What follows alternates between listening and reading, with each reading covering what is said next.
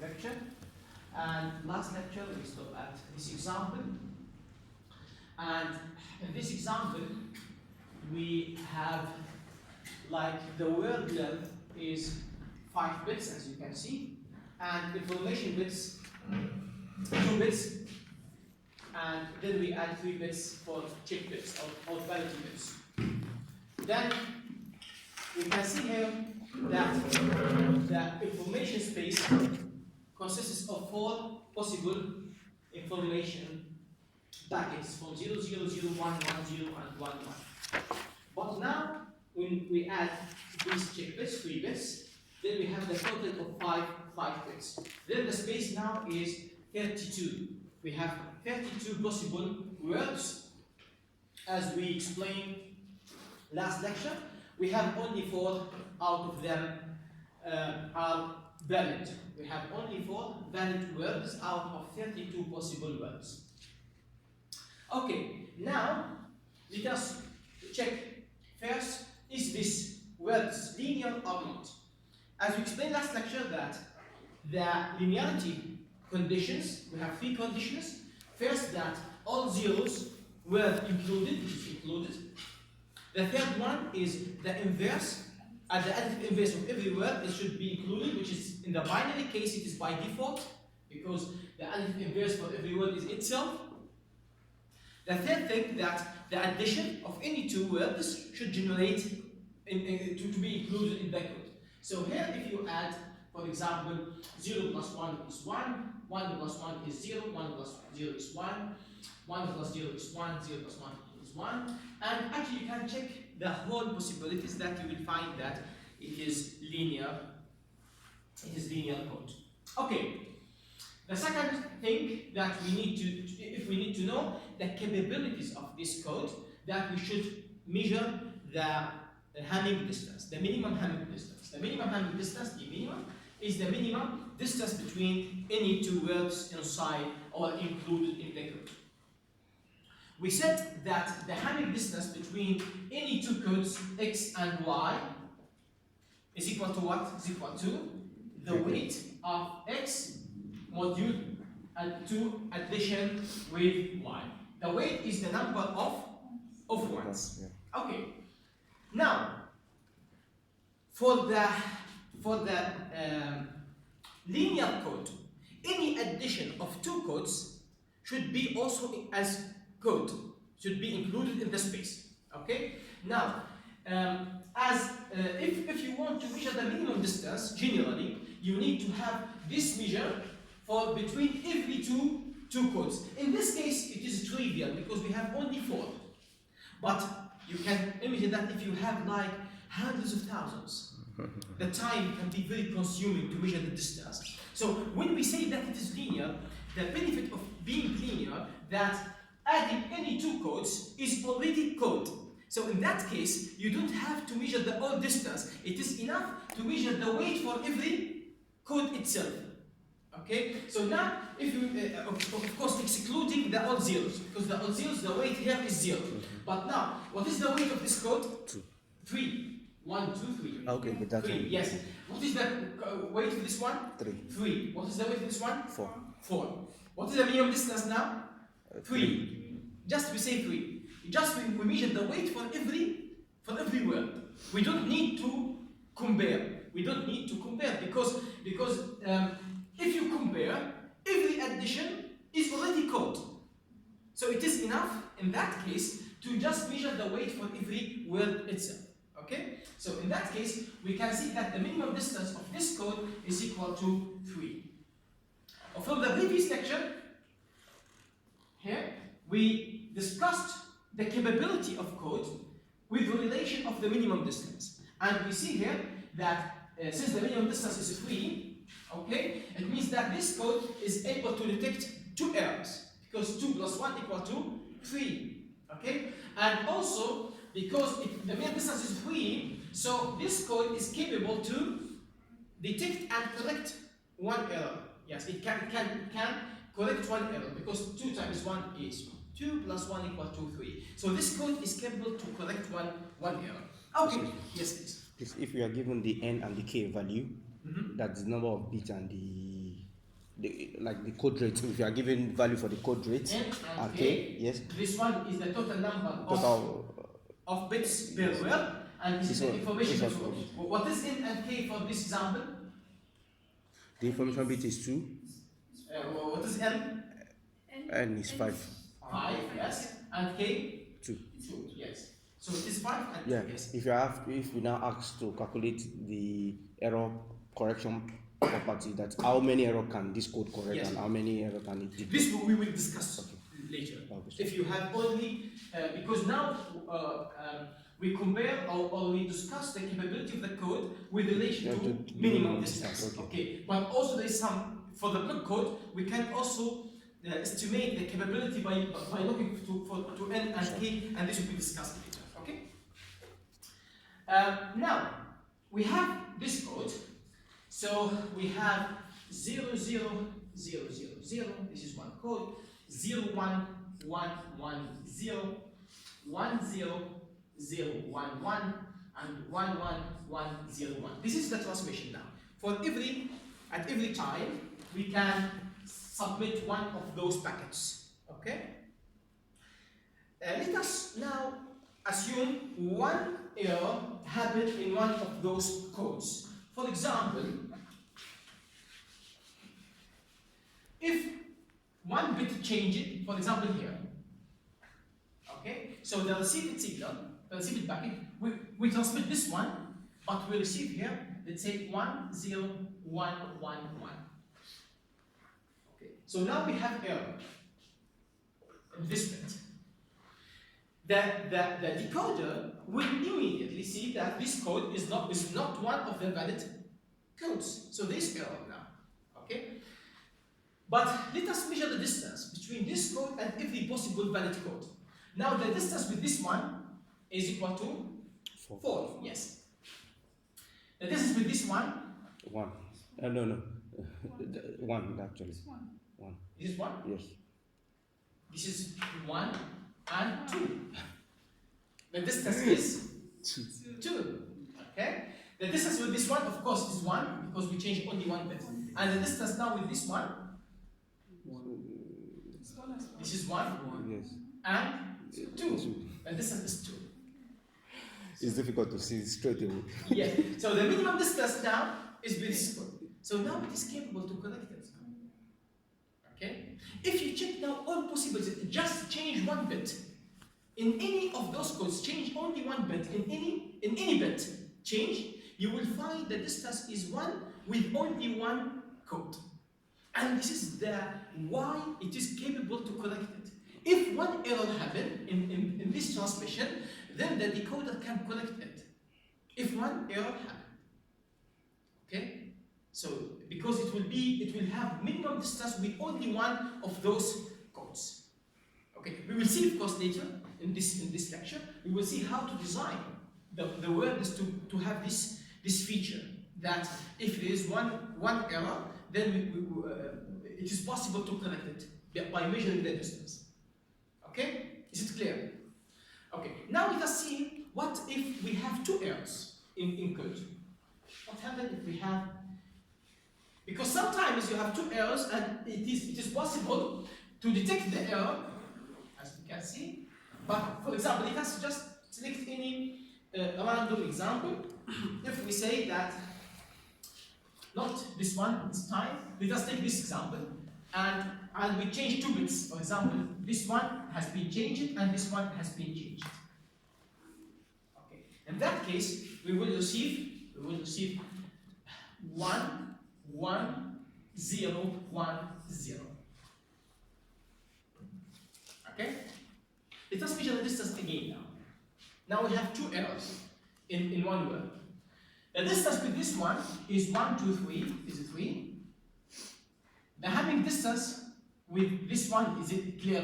It is 2 because we changed it already 2 bits. The having distance with this one, you can measure 1, 2, this 2. The having distance with this one is 1, 2, 3. Okay. Now, how can we select the minimum distance? We cannot. We detect the error. we know that this one is not included. We say there is error, but we cannot correct it because it has the same distance with two valid codes. You know? Why? Because of this relation now, we can detect two errors. But we can correct only one error. If one error happens, we can correct it. But if two errors happen in the transmission, we can detect it, but we cannot correct. Because why we cannot correct? Because it will have the same distance with two different possible codes. Okay? This is clear? So now, okay, this is now the explanation of what I have done the slides. Excuse me. Yes. Please, the previous slide, the error correction slide. No, the other. The one of the formula. Yeah. Yes. This one. Yes. Now we know that we have two errors here. Yes. I think if we want to correct it, should we now put the two in the T?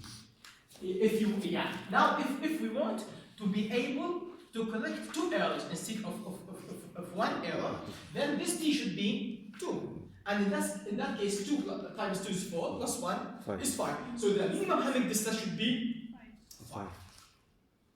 We need a condition. The minimum Hamming distance between the codes must be 5. And in that case, it is impossible to do that with those 5 bits. Yes. Unless if your information is 0 and 1. If you send only 1 bit and you put 4 bits of data, this is possible in that case. Because in that case you will have like 1 and 4 bits, so you have 5 bits. Now the Hamming distance, the minimum Hamming distance is equal to 5. Okay, but you cannot send 2 bits with the 5 bits code. Okay? But if we are now asked that what is the Hamming distance here, in this case, we can say 2 also, because despite the fact that we have 2 codes that share the same Hamming distances, yes, we can still say it is 2. You know, we have 2. No, okay. This is the Hamming distance between this one, yes, and between the received code packet and the possible packet. But what we mean by the minimum is the minimum distance between the valid codes, between the valid. So, for example, now if you measure the distance between this one and this one is 3, between this one and this one is 3, this one and this one is 4, between this one and this one is 3. So, if you measure all distances, you find that the minimum is 3. So, the minimum distance that we mean here is the minimum distance between valid codes, between the valid codes. Okay.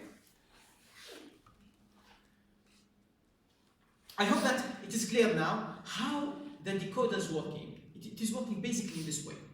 This is the concept, how it works. Now we can come to some implementation for that, but this is the major concept, how it works. Okay, the decoding, we have 2 types of decoding. We have hard decision decoders and soft decision decoders. Okay, hard decision decoders, basically that when you receive the bit, because every bit it will not be received as 1 and 0 or 2 levels, but it will be received because of the additive noise. So we will have floating number in the receipt. So it means that you will receive like x1, x2, x3, x4, x5. Okay, x1 is what? x1 is the transmitted bit. For example, if we say the transmitted level can be A is where A belongs to 0 or 1, for example, in this example. Okay, so it is A plus that noise, plus additive noise. So this additive noise is Gaussian, as we know before, and because it is Gaussian, so x1 is also Gaussian, and the mean will be A. So if A is equal to 0, then the mean of x1 equal to 0. If A equal to 1, then the mean of x1 is equal to 1. But anyhow, now we receive some signals here, x1 and x2 up to x5 in this example. In the hard decoder, we just check x1, and we got threshold. If it is this threshold, we say it as 0. If it is more, we say it is 1. Okay. If our transmission is 0 volt and 1 volt, for example, then the threshold will be 0.5, as we did previously. That when we say that it is x1 plus a1 plus a2 divided by 2. If it is -1 and +1, then the threshold at 0. If it is more than 0, we say it is 1. This is than 0, we say it is 0. But anyhow, in the threshold, we make a threshold decision about every one. So this will go to threshold decision. So the output can be only 0 or 1 for everyone. Then we measure the distance as we did before. Okay, so it is very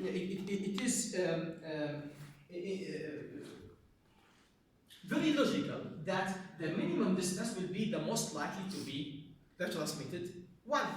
Because if in the previous example we have minimum distance equal to 1 and the distance between the others are more than 1, so it is logical that to select the one which has the minimum distance, because it is most likely to be that one which was transmitted. So this is called maximum likelihood estimator. Maximum likelihood estimator. Here in this slide we can see some proof, mathematical proof for this estimator.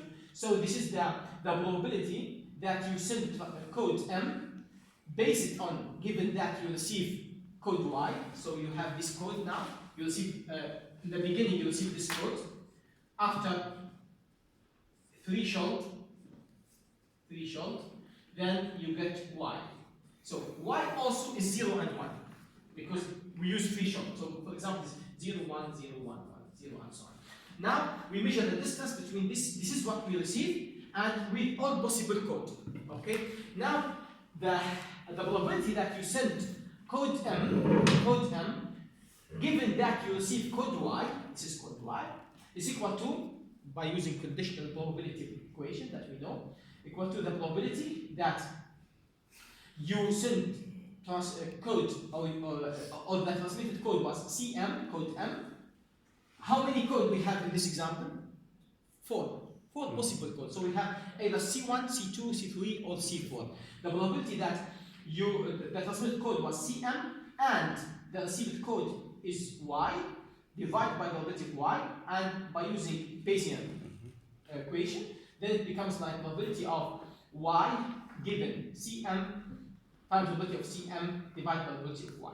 You can see that probability of Y is not changing this one because it is the same. Probability of CM, usually it is equally likely. Usually the probability that you send any of those codes are equally likely. So everyone is 1 over 4. So you can see from this equation that maximizing this maximum a posteriori estimator or criteria is the same by maximizing the maximum likelihood criteria, because this is called maximum likelihood, the probability that you receive Y given that transmitted was CM.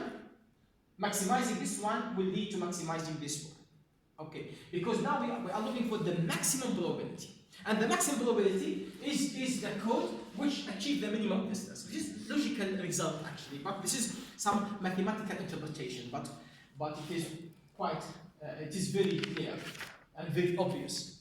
Okay, so this is actually the probability of error, and here is the distance, Hamming distance. Okay, and this is that you see them identical, so you can see that as the distance is minimum, then this will maximize the maximum likelihood estimator for the receiving one. Here we have example, and we measure just the distance and we compute the probability for everyone, and it is clearly that which has the minimum distance equal to 1 has the highest probability to be the valid code or the transmitted code. The second one is called soft decision decoder. What is the difference between soft decision decoder and hard decision decoder?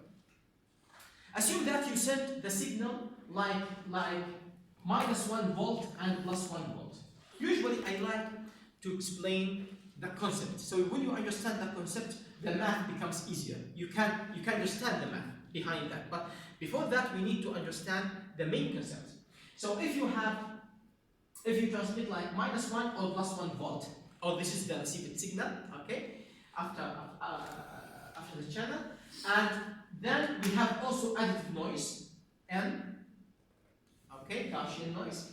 So at the receiver, now when using threshold decision, what we do, if this signal is above 0, we say that it is 1. If it is less than 0, we say it is -1. Okay. Assume now x1 was equal to this value is 0.9 volt. x2 is equal to 0.01 volt. For example, After the threshold, x1 will be, after the threshold, because it's more than 0, so it will be 1. For this one, because it's more than 0, it is also 1. That's because now we assume that it is 1 plus 1 and minus 1. Okay? So this will be also 1. Okay. What is the probability that this 0.9 was already 1 is very high. Actually, the probability is high because it is very close to 1. But the probability that this 0.01 to be already 1, it can be minus 1.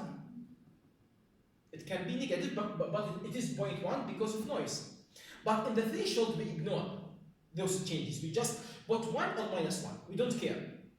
Okay? That is the hard decision decoder. In the soft decision decoder, we don't change to 1 and minus 1. We keep them as they are. And then we measure the distance after, of course, normalization. We measure the distance directly between the received x1 and every possible code.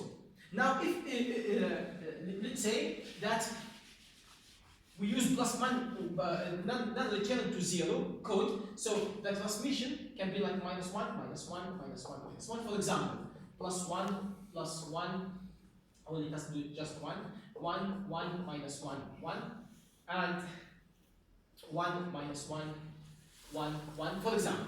Okay? And you receive the signal like 0.7, 0.1, minus 0.9, 0.01. This is what you'll see. In the hard decoder, directly you say that this is 1, 1, minus 1, 1. And then you start measure the distance and take the minimum distance. Okay? With the soft decoder, what you do, you just measure the Euclidean distance between the received signal and every possible transmitted code. So you start to say that what is the distance between this one and, for example, with this code, the distance is 0.7 minus 3, minus 1, sorry, square, plus, this is 0.1, minus 1, it becomes like 0.1 minus 1 becomes plus 1 square, plus this is minus 0.9 minus 1 minus 0.9 minus 1 square, and this one is plus 0.01 minus 1 square, and then we take the square root. So this is the Euclidean distance. We measure the distance, distance between the received signal with the possible code. And then we measure the distance again with the second code, with the third code, and we take the minimum distance. So this is the difference between soft decoder and hard decoder. Hard decoder, we measure the Hamming distance, the differences in the bits, but with the soft decoder, we measure the Euclidean distance between the received signal, of course, after normalization, of course, but between this is basically in this way. In the practice, it is a little bit more complicated, but the concept is here. The concept is like this one. So now, because here we assume that every bit is independent, and every one now is the received signal. This is x1, x2, x3, x4, because every one is Gaussian now, Gaussian distribution, and then the probability that you receive this code, the probability of now it becomes distribution actually, because it is continuous, of x1, x2, x3, x4. They are independent. Since they are independent, so the joint distribution will be the multiplication for the distribution of every one. And the distribution for every one is Gaussian. Okay, so it will be Gaussian. So the distribution of y, given the code was Cm, is equal to 1 divided by sigma n square root 2 pi of the power of ny, because we multiply them together, because they are independent, times the exponent of this, because every one will be yi minus cmi, as we did here, squared. But since we have exponent of the first, multiply the exponent of the second, multiply the exponent of the third, then we take the summation of the powers. So it becomes summation as it is shown here. Then we can see this is the distribution of y given Cm, and it is clear that the maximum will be achieved with the minimum distance. When we have the minimum distance, we maximize, this is the maximum likelihood estimator for the soft decoder. It is good if you can write MATLAB code or Octave. Usually I use Octave, and I encourage you to use also Octave because it is free. So you can use Octave to calculate or to compare between the performance of hard and soft decision decoder. You can just generate, for example, 8 bits, and then you add additive noise. At the receiver, you make this hard the decision decoder, and then you measure the minimum distance between every received code and every possible. And if you have 8 bits, then you have 256 possible code. So then you measure of course it depends on how many parity bits that you use. Then you measure the distance and you select the code. Then you use soft decision decoder by measuring the distance, and then you do it again and you compare which one was better. You will find that the soft decoder is better than the hard decision decoder by at least 3 dB or by 3 dB. Okay, so far we saw that the concept of block code, which is clear, isn't it? Yeah. Okay, good. Now we go to how to implement it. Actually, implementation is something else. What we have seen that we just compare the received code with all possible valid codes. Okay, this is in the decoder, and we just give that we have this kind of parity bits, but we didn't show how could we generate the parity bits, because the parity bits actually depends on the information bits, but we didn't show yet how to select the parity bits. We give the criteria that to keep the maximum distance between valid codes, but we didn't show how to do that. And this we will show today how to design the code, okay? And the second thing, how to decode, because actually, if you have, for example, 40-bit information code, and as we will see later that to have efficient block code, this k over n should be close to 1. And in order to have the k over n to be close to 1, the coding rate, we need to use very large k and of course, and n will be larger, of course. To be, for example, if you use k equal to 7 and n equal to 15, then the coding rate is 7 over 15. Okay? But you can improve it if you use, for example, the code, for example, equal to 100 code length and n equal to 120, for example. Now 100 over 120 is better than 7 over 15. The coding rate is closer to 1. And still, because we have 20 bits here for coding, so it will have higher capabilities for collecting and detecting errors. So if we have, for example, k equal to 100, how many possible combinations that we have? We have possible combinations 2 to the power 100. Because it is very huge. How many how many billions of gigabytes that you have 2 to the power 100? It is very large. Okay. Now it is not practical at all to say that the received code I start to measure the distance with every possible code. It is not. This is not the way. Okay. This in the linear block code and one Hamming code, we will show how to do that very easily, much easier than just the comparison. Okay. This is one thing. And then we can extend it for this cyclic code. In the cyclic code, we can generate much more complicated codes, more efficient codes, and by using the shift registers. Okay. Now we have the word. So the word that we have, like M1, M2, Mk, is the message, is the information bits. We have K information bits, as you can see, and then we add like the Q, the coding bits or parity bits.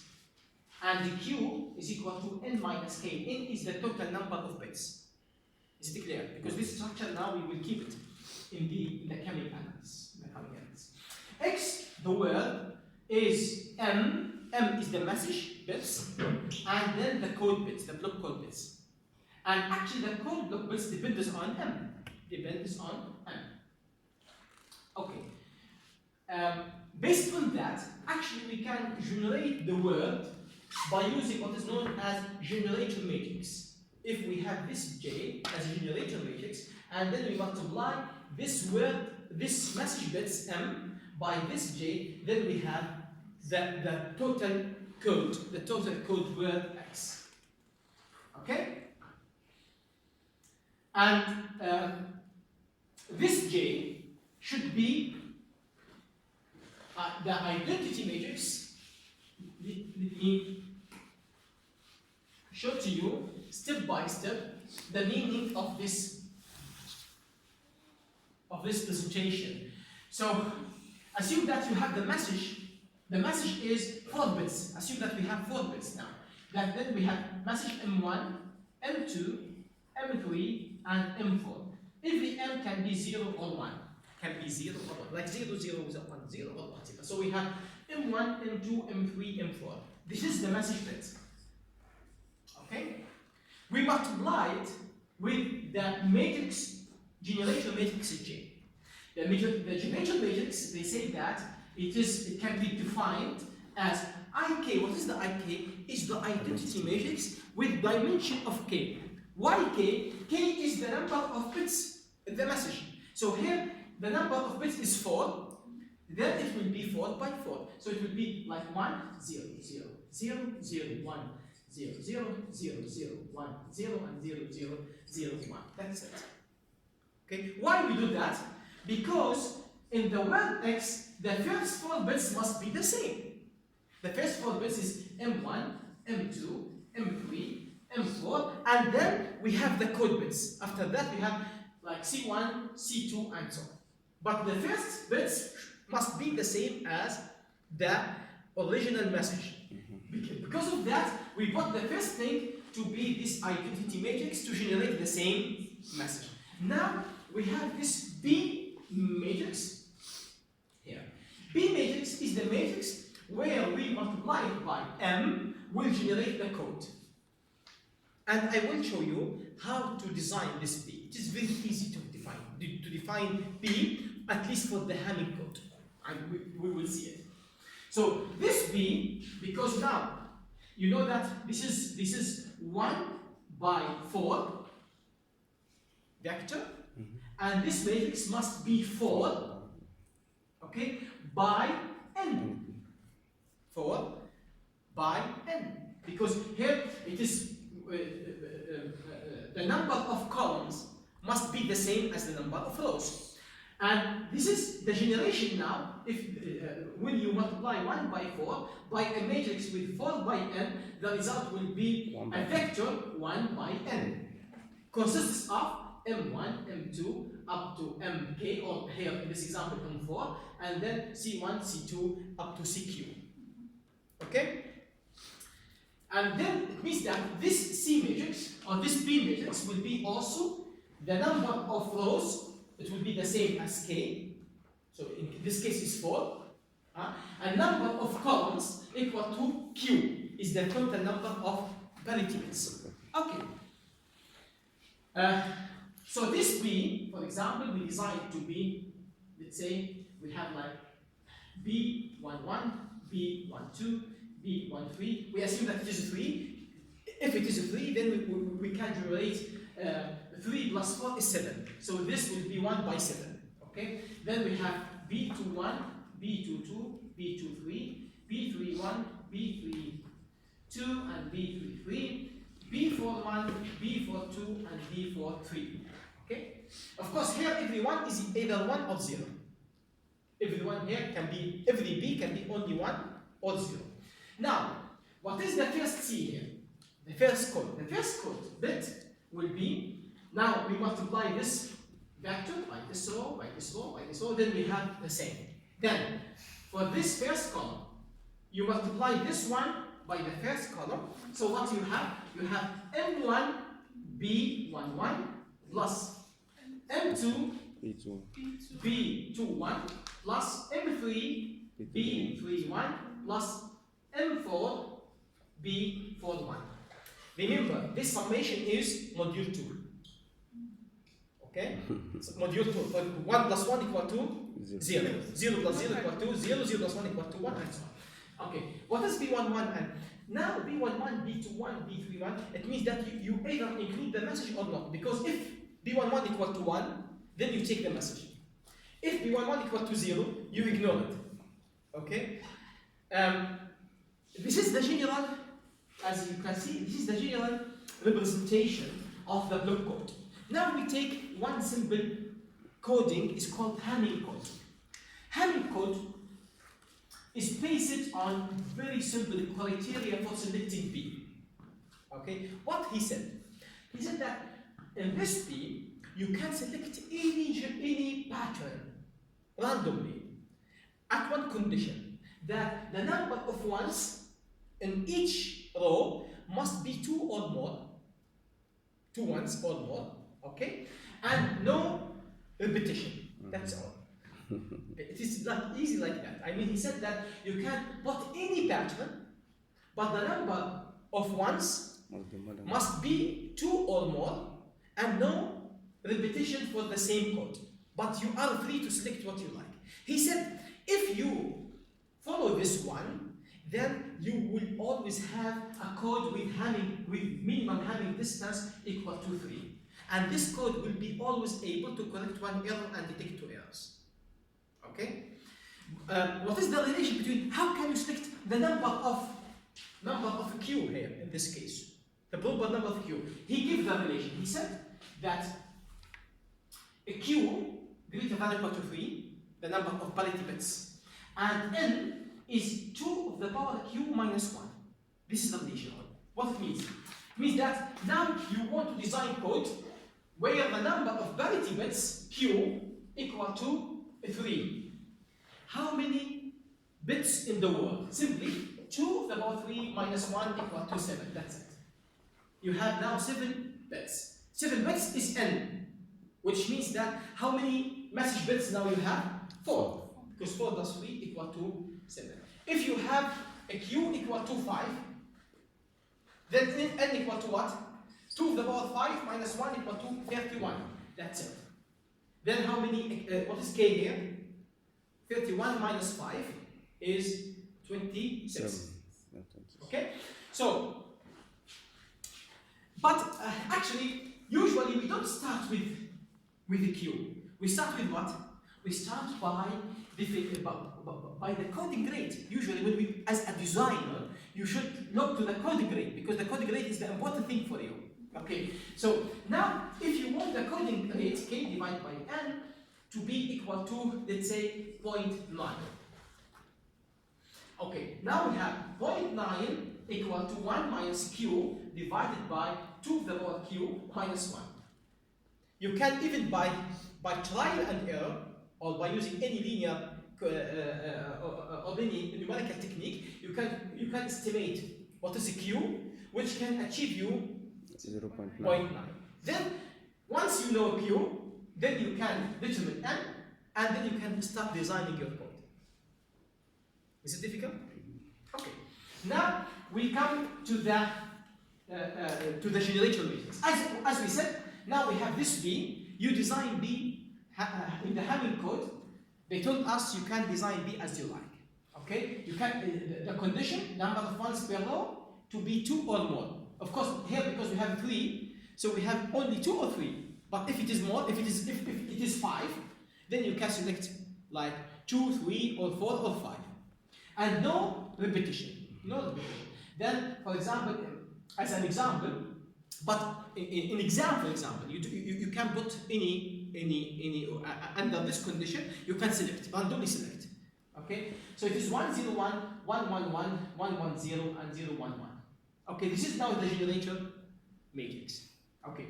Now we want to calculate the codes. So the first code,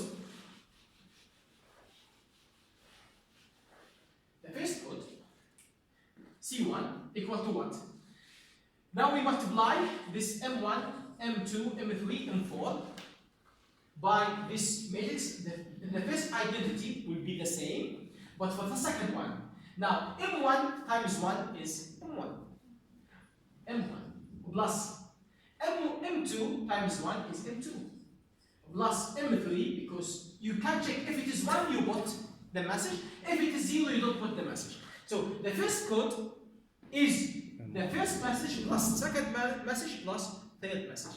Okay, now you have this is your for example source coding or your BCM generator. You have now generating your words 0, 1, 1, 0, 0, 1, and you want to send this. So you put them in shift register. So you have here, like for example, M1, M2, M3, and M4. Okay. We know that the first code is M1 plus M2 plus M3. Then simply it is XOR gate. It is M1, M2, and M3. And this will generate C1.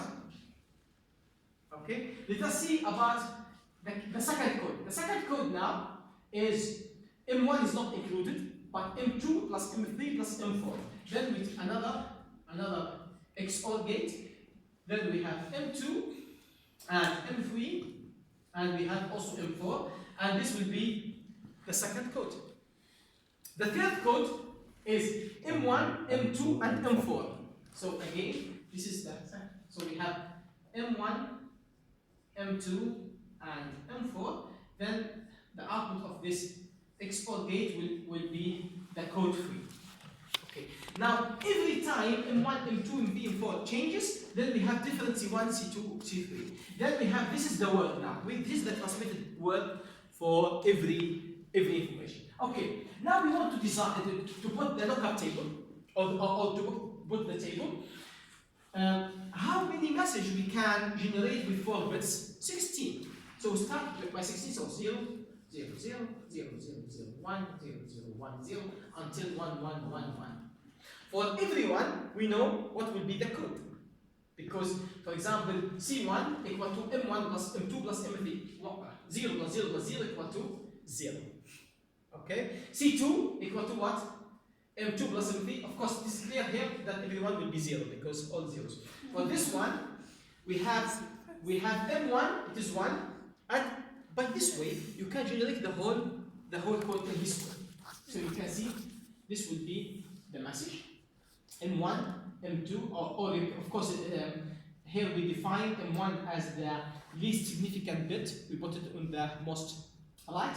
So it will be like M1, M2, M3, M4. And then we have here like C1, C2, C3. And by this way, you can know what is M and C. You can generate C based on this M message.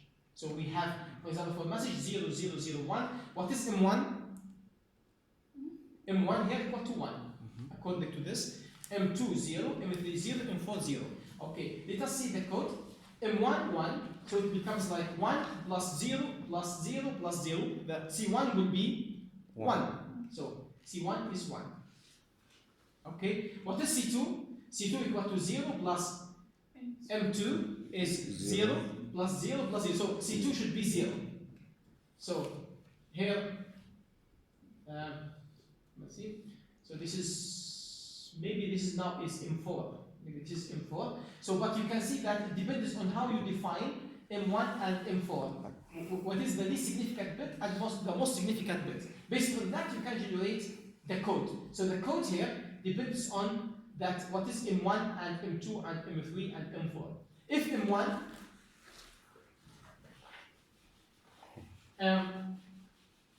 if this problem came in the exam, so it is important just to define for me what you mean by M1, M2, M3, M4, because as I told you, you can put the most significant bit on the left on like based on the definition. Okay, so if this one is 1, 0, 0, 0, or let's say 1, 0, 1, 0, and so on. So you put all possibilities. Okay. Now, for this case, what is C1 here? Equal to what? 1.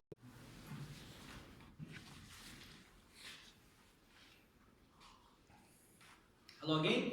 So we come to to the second part of the lecture about the syndrome decoding. Syndrome decoding discussing how do we find or detect and correct the errors based on this concept of generator matrix that we have seen already by using this G matrix, and we will see that it's possible to decode the signal and also to detect if there is errors and correct the errors if they are correctable. It means that if we have only single error pattern, and by using simple way, we don't need to go through the measuring distance between the received word and every possible words, because as we said, it can be very extensive because of large space that we have. For example, if we have only 4 bits of information, 2 of the power 40 means that it is 1000 gigabits of memory which we need, which is not possible, of course. It can be very, very expensive. The Banachek matrix is based on very simple matrix, another matrix. We know that J. Now we design H transpose, HT. H matrix is, we put above P. P is the matrix that we used in the coding. And here, because P, the number of rows of P is N, is K, sorry. We have K, number of rows, and number of column, Q, as we saw. And here we put identity matrix, which is Q by Q. Of course, identity matrix always square. Always square, yeah. So this will be Q by Q, and this will be, we have K by Q.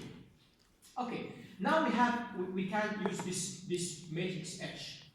B is the same B used in J, the generator matrix.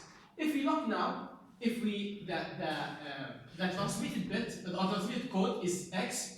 If we multiply X by H transpose, okay, then we have X multiplied by H. X, we know that it is M, the message, and M times P. The message type times the P matrix, that as we saw in the previous part. This is X. When you multiply X by this H transpose, so here M, it will be multiplied by P, because it is the same dimension as we said. M has how many rows? It has K rows. And this is the length of M is K. So it will be M times P. And here we have the identity Q by Q. So it will be M times P plus M times P. Always when we have module 2 summation for the same bits, the result is 0. 0 plus 0 equal to 0. 1 plus 1 equal to 0. So if you have identity vectors, you add them together, the result is zeros. Okay? Now this will be zeros. The result will be zeros. Okay? It means that if you multiply the transmitted word, now this transmitted word doesn't have errors, because this is the transmitted word as it is. If you multiply it by H, then always you will get zeros. Okay, now, let us see that you have the received vector, or the received word Y, is equal to transmitted X plus error vector E. Okay, for example, if we say that the X equal to 1, 0, 0, 1, 0, 1. 0. Have 7 bits. This is the transmitted word. If there is any change in 1 bit because of the channel, because of errors, then, for example, if the received Y equal to 1, 0, 1, 1, 0, 1, 0. You can see here that this is the errors now. We have 1 error because of the transmission. Okay? The error, this error can be represented as error vector E. This E, you put only 1 where this, in the location where there is change. Okay, it means that this would be 0, 0, 1, 0, 0, 0, 0. This error vector E, it has one, wherever we have any difference. So here it is 1, it means that this will be an error. If this is 1, then this will be an error. Because when you add 0 to any bit, it will be the same. But if you add 1, it will be changed. If it is 1, it becomes 0. If it is 0, it becomes 1. Okay? Simply like that. So x plus error, this will be 1. So this error is called error vector. Error vector is all 0 vector, and then we have 1 wherever the place that we have error. Okay? Now, we have this x times e. This is the received vector y. Okay? Now, after this decoder, if you multiply y by h transpose, what we have? We will have x plus e times p, and here we have I k. Or IQ. Okay. We have here x, because y is x plus e. Is it IK or IQ? Yes, it is IQ, yes. This IQ is the identity matrix Q by Q. Okay, now we can say that this will be, because this is H now, this is H. So this will be X times H transpose plus E times H transpose. Okay? We have seen here that H times X times H transpose equal to what?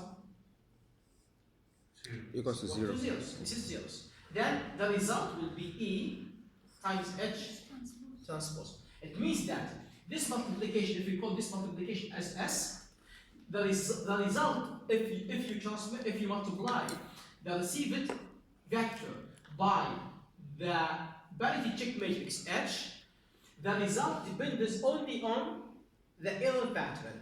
It depends only on the element. It doesn't depend on the message, because the message times H is zeros. So it depends only on the error. Clear? So this is called syndrome. The syndrome here, S equal to E times H transpose. So it is clear that S depends only on the error vector E. Okay. Now, what is the dimension of Y? The dimension of Y is, we have only one row, it is 1 times n. N is the total number of bits. What is the dimension of H? Is n times q. Okay, as get it here. So the result S will be 1 times a q2. The vector, the length vector of S is the same length of the parity check bits. For example, if you have like 7 and 4 code, it means that q, the number of parity bits, is 3. So the length of S will be 3 vector. And E here is also n by 1. 1 times n. It is 1 by n, and this also will be n by a q. Okay. The problem that in this matrix we cannot find E directly. You cannot find E because it is undetermined. You can see that you have 3 values here. For example, if q equals to 3, but n is 7. Okay. So how can we estimate E from this matrix? It is very easy to estimate. We can build what is known as lookup table. In the lookup table,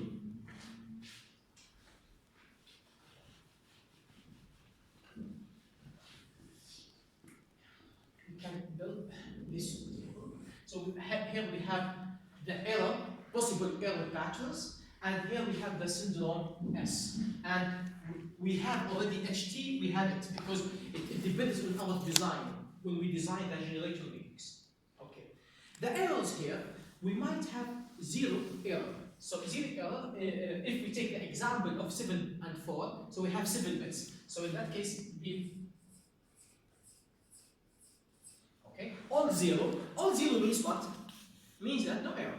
Because the error vector is zeros. So if you multiply all zeros by anything, so that the result will be also all zeros.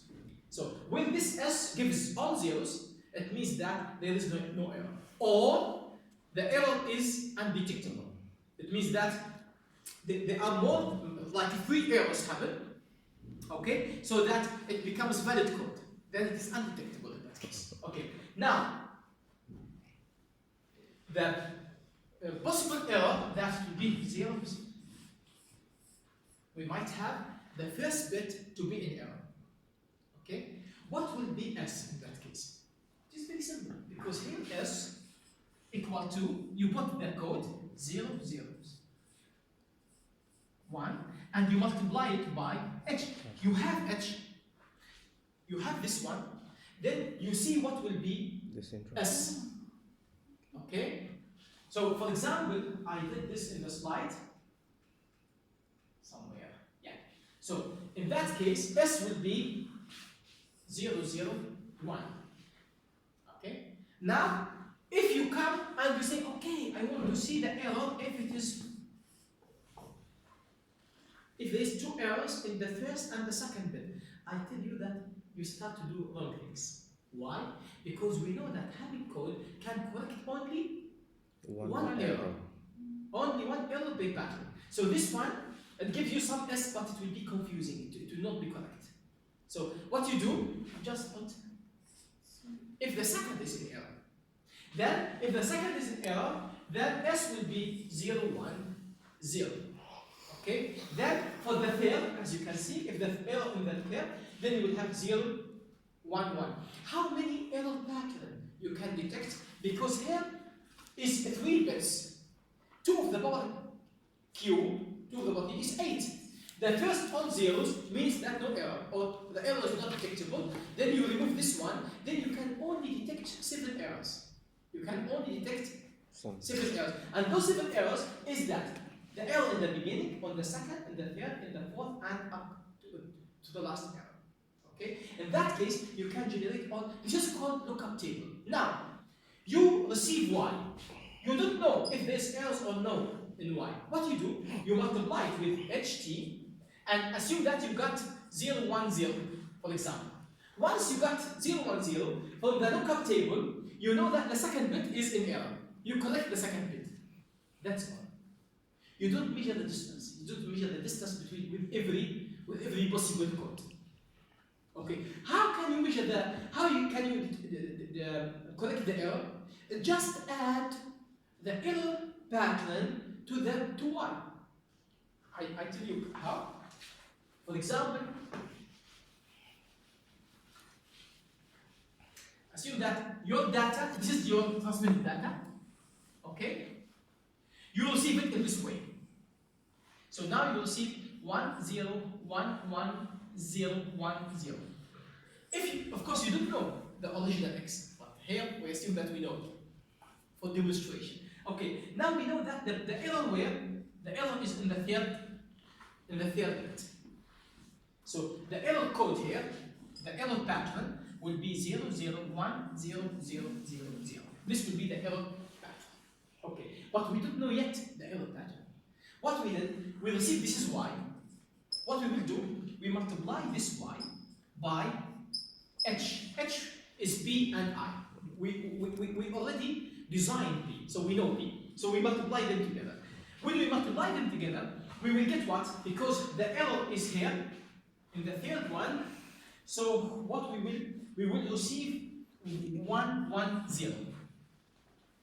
Once we receive 1, 1, 0, the syndrome, we come to the lookup table. Okay, what is the lookup? 1, 1, 0, the error. This is the E. Okay, this is E. Now, once this is E, what we do here, we know what's E. We add E to Y. Okay, when we add E to Y, 0 plus 1 is 1, 0, but 1 plus 1 it will be corrected. Because as I said, once you have 1, if you add it to 0, it becomes 1. If you add it to 1, it becomes 0. So it will correct automatically the error. So it will be 0, and this will be 1, 0, 1, 0, and this will be the same as the transmitted Y X. Okay, so how can we build this? So we can build this in this way. First, we receive Y. Okay, we multiply it by H transpose. We compute S. And from S, we check the table.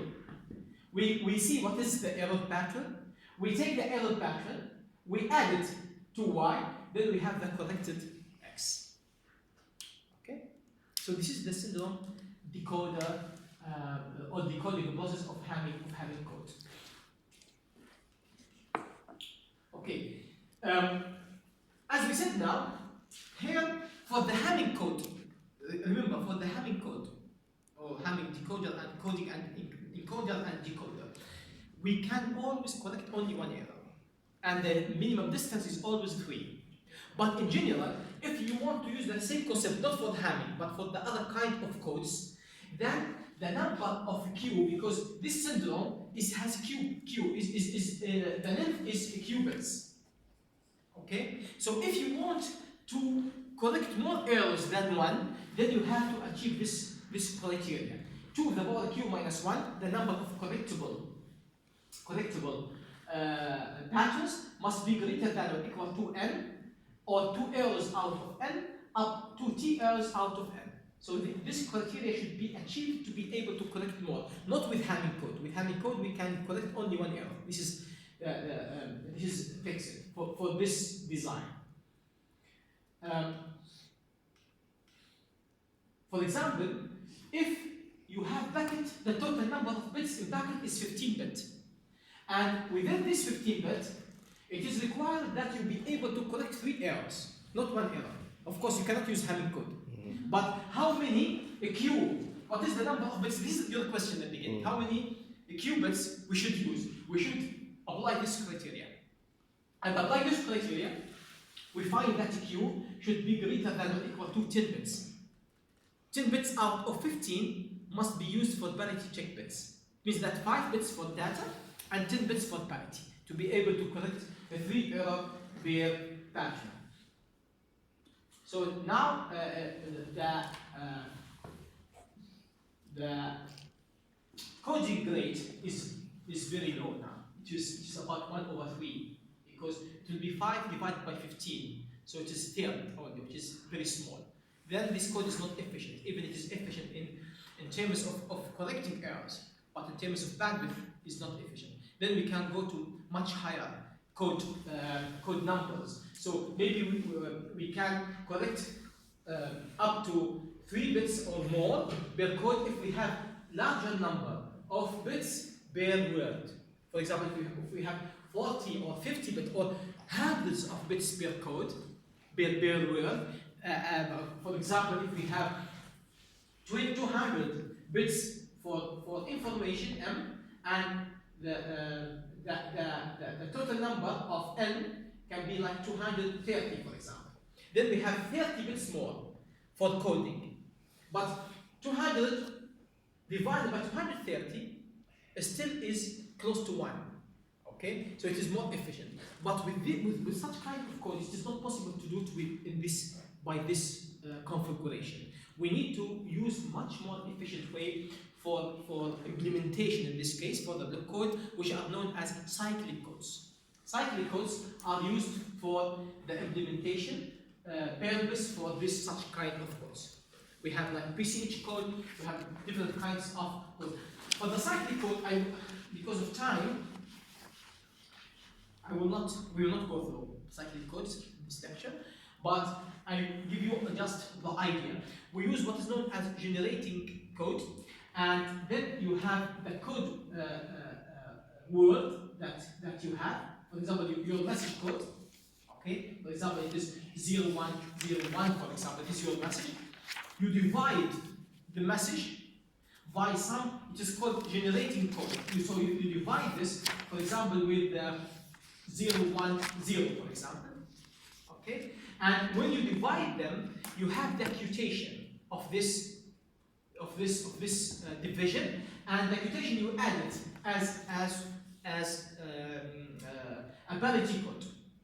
Okay, for example, if the quotation was, let's say, 110, for example, and then you submit this one.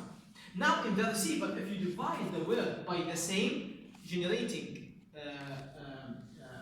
word, what happens? If there is no error, then there is no quotation left. So it means that the output will be like, this will be the syndrome. It is the same concept. It is exactly the same concept as we have seen, but it is built on shift registers. It is built on cyclic. It is called cyclic codes. It is much easier, much more efficient than this type of codes. But unfortunately, we covered this in the previous years. But for this year, it is already uploaded. You can find them. So we might, if you are interested, we can have extra lecture even after the exam to explain the cyclic codes if you are interested in them. But for today, we will go to have some concepts about convolutional code to measure both of them. Yeah, so Hamming code is an example of a linear code. Sorry? Hamming code is an example of a linear block code. Yeah, it is also cyclic code is linear block code, but convolutional code is not block code. Okay. It is something different. So we cannot say that all linear block code can detect one error. No, it's only for Hamming code. Yes, it is only for the Hamming code. Okay. You can switch this off, so we can just until we that which we will not be able to cover as well. But we will discuss about, as I said at the beginning, about cyclic codes, and the cyclic code is just an efficient representation of implementation of block codes. And we say a few words about how to implement the cyclic codes and concept beside the cyclic codes, but unfortunately, I'm going to skip those slides. We might talk or find some lecture after the exam about these cyclic codes, ECH codes, and the solution codes. Today, we can say a few words about convolutional codes. Convolution, as from its name, it came from the convolution summation.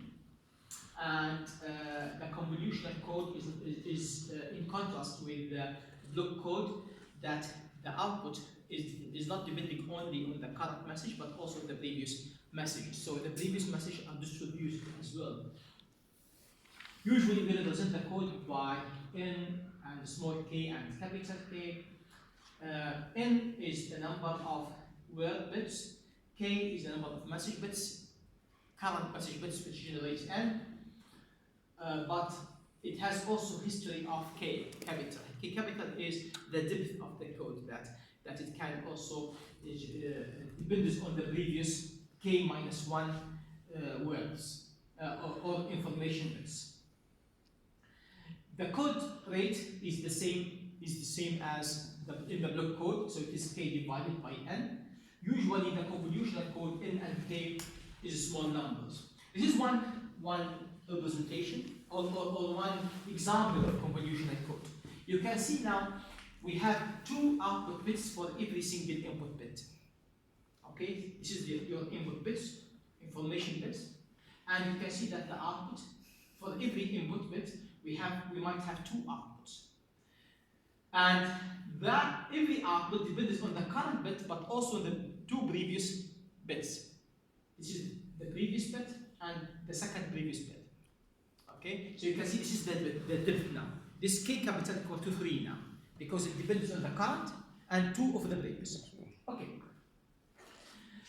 If you look to this output, then the first output equal to, as you can see, it is M, the current, plus the previous, plus the second previous. And the second output depends on just the current and the previous. Usually, the memory for the convolutional code is called the state of the code. The state of the code. This is very important concepts here. You have 10 minutes. I'll try to say something about the code and how it works. Okay, now you can see about the states. If we assume that how many states, it is clear that how many states that we have. If you have 2 bits, then we have 4 possible states. Okay, then we can say that we have state 0, 0, we might have 0, 1, we can have, for example, 1, 0, and state 1, 1. Those are the 4 states of this code that it might have. And we can say this state, for example, A, state B, state C, and state D. Okay? I think in the slides we use different configuration, but A, B, no, it is the same. Okay, good. Now, if you are in state 0, state A, usually in the code, convolutional code, always we start with state A. Always we start with state A. Okay. Now, if we have the input is equal to 0, if the input is 0, and we were in state A, okay. Now we have this is 0 and 0, 0. So the output will be 0 plus 0 plus 0 is 0. And the output will be also 0 plus 0 is 0. So if the input is 0, the output will be 0, 0. Okay. And what will be the second state? Because this input now is 0, it will move the state. It will take the state from 0, 0. But since it was 0, 0, and now we have another 0, so this 0 will move here, this 0 will move here, we have actually the same state. We're still in the same state. So if we have 0, 0, if the input, let us say that if the input is 0, we use the green for input 0, and we use black for input 1. Okay? If the input is 1, we use black for input 1. Now if the input is 0, then we will come from state A and we come back to state A. Okay? And what will be the output? 0, 0. 0, 0. Now, if the input is 1, if the input is 1, the first thing, at what state will we go? Because 1 will come here. 1, 0. It will be 1, 0. Okay? So the state, if the input is 1, it will move from 0, 0 to 1, 0. So the state will be, it will go to 1, 0. Okay? If the state is 1, if the input is 1, then it will move to 1, 0. And what will be the output? Okay. In this case, the output, we have this is 1, and 1 plus 0 plus 0, the output is 1. And here, the 1 plus this is 1, and 1 plus 0, the output is 1. So the output will be 1, 1. Okay? But the state will go from A to C. Clear? Okay. Now, if we are in state B, then if the input is 0, if we have in state B, so it is 0, 1. Okay, now the input is 0, 0 will be pushed here, so and this 0 will be here. So what happened? It will go to 0, 0. If the input is 0, then it will go to state A. Okay, what will be the output if the input is 0? So we are in 0, 1. This is 0, 1, and this is 0. So 0 plus 0 plus 1, the output will be 1. And here, this is 0, and this is 1 already. So 0 plus 0 plus 1, the output is 1. So the output again will be 1, 1. 1, 1. If the input is 1, what happened from state B? From 0, this was 0, 1, but the input is 1. So this 0 will come here. 1, 0. It will be 1, 0. So it will move to the state C. Okay, from state B, we go to state C. What will be the output? 0. The output is a C. Because now the input is 1, and the case was 0, 1. So this one will be 1 plus 0 plus 1 is 0. 0. And the second output, it will be also 1 plus 0 plus 1. 0. It will be, it will be also 0. Okay? The case now in C, if we are in C, C is 1, 0, and if the input is 0, 1, 0, 1 will go here, and this it will be 0, 1. So it will be moving back to state B. Okay, what will be the output? I will not do it, you do it. Okay, whatever you say, I will write it. I like along. Okay. Now it was 1, 0, and the input is 1. So the input is 0. Yeah. So it is 0 plus 1 plus 0. 0. The output is 0. 1. And the second output? That's 1 plus 0, 1. 1. My X on at 12 o'clock. Yes, I will go. Just, yeah, okay, 2 minutes. And then the output is 1, 0, 1. It will be 1. 1. Okay, so in this way, you can continue also for the from state C to state D. Okay, the idea of convolutional code is that depends on when you make the trace. If we solve this